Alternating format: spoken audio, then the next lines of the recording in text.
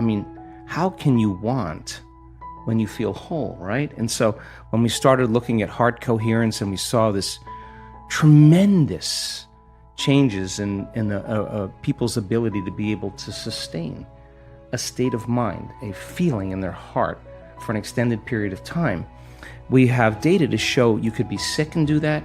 You could be a vegetarian and do that. You could be a carnivore and do that. You could be rich, you could be poor. And it doesn't, if you're skinny, overweight, doesn't matter.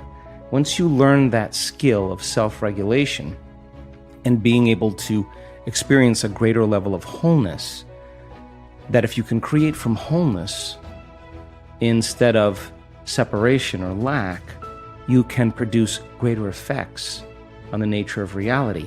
So we came from singularity, and when you're oneness or when you're source, there's no separation between cause and effect. Your thoughts create experiences when you're in oneness. We journeyed down the density, and now we're really separate from source. And so what happens between cause and effect is called time. So we're here now to prove to ourselves that the divine lives in us. So why not practice shortening time or the interval between cause, the thought, and the effect, the experience? And when you start seeing something appear in your life as a result of you at cause, you start getting more kind, more caring, more loving, more conscious, more present, because you feel more whole. And so people in our work come for a lot of reasons, and yes, they have challenges and health conditions. But instead of wanting to heal, I want them to learn the formula on how to heal. I want them to learn the formula on how to create reality. I want them to learn the formula that there is a door to other dimensions that they can create independent of any exogenous substance and release latent systems in the brain that causes them to realize they're not a linear being living a linear life. They're a dimensional being living a dimensional life, and it only takes one of those experiences where you have an alteration in your identity that you can't go back to being the same person again. Now, the game changes now, because I've seen this so many times when that person runs into the divine, and there's an arousal that takes place in their nervous system. And I'm not talking about a little energy. I'm talking about energy that's so outside of normal. But the arousal isn't coming from fear, which normally creates arousal. It's not coming from aggression, which normally creates arousal. It's not coming from pain. They are running into information. They're running into something profound, and the arousal is creating ecstasy. The arousal is creating bliss. The arousal is so profound. The feeling that they're having isn't coming from anything out there. Mm-hmm. It's coming somehow from within them. And they get a taste of that, and they're less seduced by the outer world. They know where to get it. And now they have a romance with the divine. They have a date with the divine every day, because the process of creation in connecting to that field should be ecstatic. The process of healing another person should be bliss, because you need to connect to that field and create from the field instead of from matter. So there's so much cool research that changes our mind about that, because it's not matter that's emitting a field. It's the field that's creating matter. You teach people to change the field. You change the field, you change matter. And understanding that is a reversal in navigating in a realm beyond space and time. That once you can get beyond your attention on your body, get beyond your attention on different objects and people and things at certain times and places in your environment, no longer anticipating the next moment or living in the past, when a person can get transcendental beyond their identity, they start passing through an eye of the needle. And that is their connection to that unifying field, that invisible field of energy that actually is connecting everything physical and material. And you can't use your senses when you're there. In fact, when you are there, there's a whole nother set of rules to execute in. There's no place to go. How could you go if there's no space? If there's no space, there's no time. Every thought has a frequency, and being able to create from that place is why we're here. And so then, when you see a person feel whole, and we measure their oxytocin levels, it's not just the little oxytocin. The oxytocin is 200 times normal, and oxytocin signals nitric oxide. And nitric oxide signals a chemical called endothelial-derived relaxing factor, and that causes the arteries in your heart and your lungs to literally open up. And just like your sexual organs get engorged with energy and fluid and blood, when that center is aroused, with the same intensity, you have a fullness in your heart. It's physiological. And when oxytocin is released, it's impossible to hold a grudge. You cannot hold a grudge because you wouldn't want to trade this feeling by judging another person. You wouldn't want to trade this feeling for any condition in your environment. And this is the beginning of unconditional love. This is the beginning of our divinity. So when you have all this energy in your heart and oxytocin levels are elevated, this is a different consciousness. Now, the only thing you want to do is give. You want to say, I feel so amazing, and I want you to feel the way I feel. So here, I'll give this to you. So now people come to our work to help others.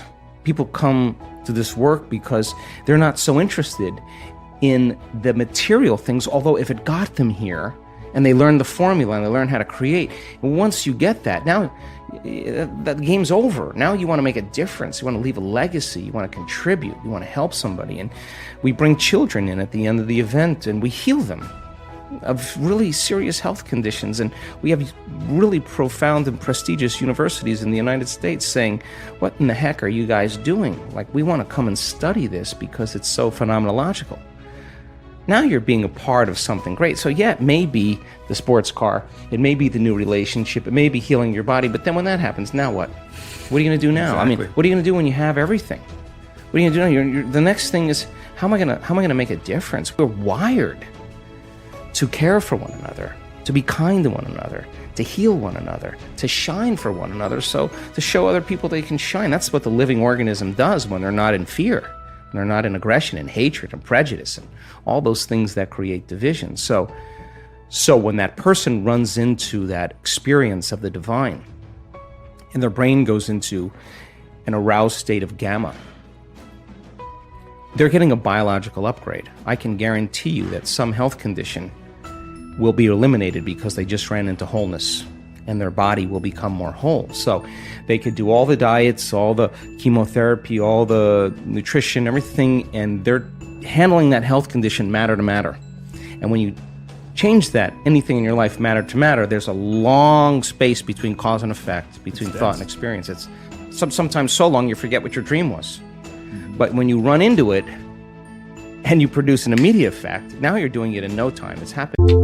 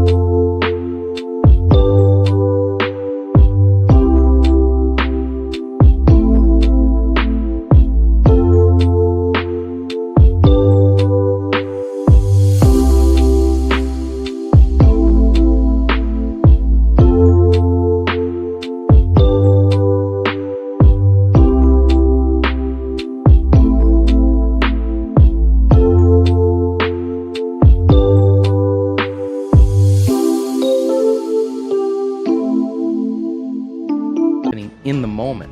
And if you can capture that and you see the brain go into these elevated states of coherent gamma patterns, 200, 300, 400, 500 standard deviations outside of normal. That person can't make their brain do that. That's a subjective experience that we're capturing objectively. And we say to that person, what was that? And it's ineffable. They don't have the words to describe what a mango tastes like. They don't have the words to describe what the divine is. You got to just experience it. So then, that person that stands on the stage that has Parkinson's disease or had Parkinson's disease, that's a 76-year-old female, that couldn't blow her nose, couldn't swallow, couldn't chew her food, couldn't stand up. One moment, running into the divine, and next thing you know, she's on the stage telling her story. And she's not young, and she's not buffed, and she doesn't look like a vegan, and she's not dressed like everybody that cares about that. She's just, you would walk right past her. But when she's talking and I'm looking out in the audience, I'm looking at 1,500 people leaning in. Nobody has got their eyes off of her because she's the example of truth. And that's the 4-minute mile. Puncture right through there. That's a piercing through a layer of consciousness. And that leaves a footprint in consciousness. And there's someone in the audience with Parkinson's disease looking at her going, well, if she can do it, I can do it. And here comes the 4-minute mile. As soon as it's broken, the next person does it. So by the end of the event, there's so much love in the room. There's so much energy in the room because people feel so incredible that they're not attached to their past any longer. They're so connected to they're so connected to their future that they stop telling the story of their past. They're telling the story of their future. They're no longer believing in their past. They're believing in their future. They're no longer romancing their past. They're in a romance with their future. And if oxytocin levels are up and it's the chemical that bonds, you're going to believe in that future you're creating with all of your heart. It better be opened and activated, and we're going to measure it. And I'm going to tell you, you're doing it or you're not. As I promised, here is a little surprise for you. Starting today, at the end of every video,